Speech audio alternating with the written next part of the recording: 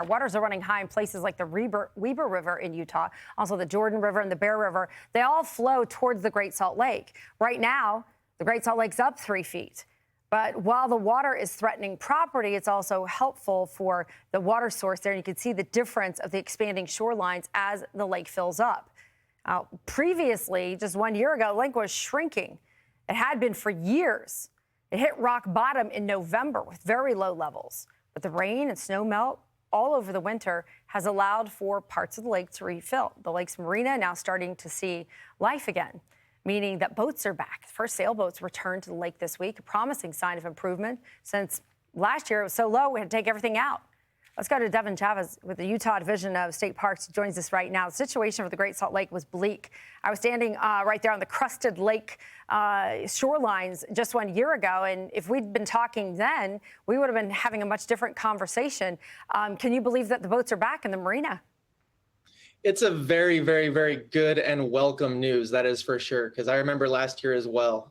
It is it's just great news. Very, very happy.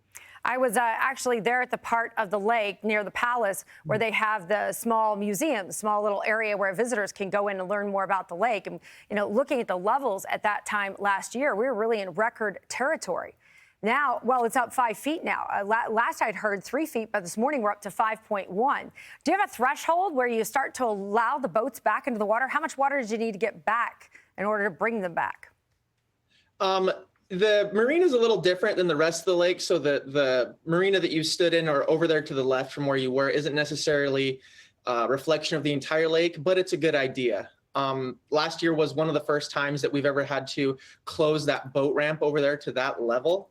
And it's up to that park manager in that area to just acknowledge that, hey, the boats are, starting to touch dry. That means we got to pull them out. Last year we had to pull them out with a crane. Now we have a handful of them back in, but at full capacity, that boat ramp or that marina can hold up to 300 boats. Right now, they're just smaller boats, but hopefully we're seeing something good on the horizon with these water levels increasing.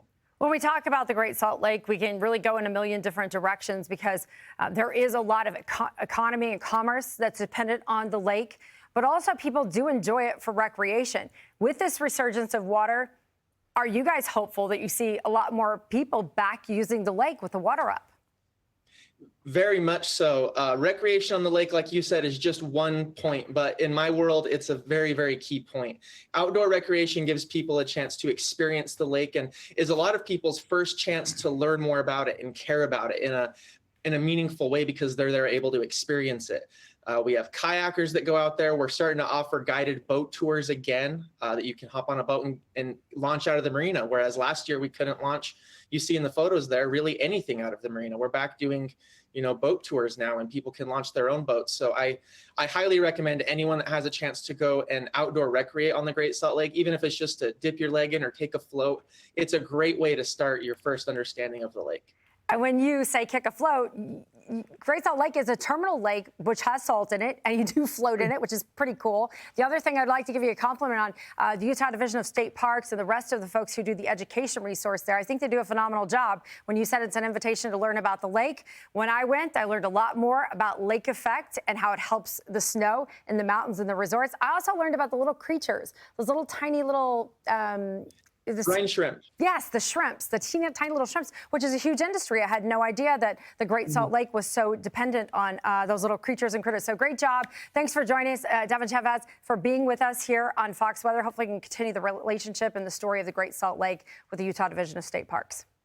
I'm Amy Freeze. Welcome to Fox Weather's YouTube page. We have more great videos on the way, so make sure to subscribe to stay updated on all things weather.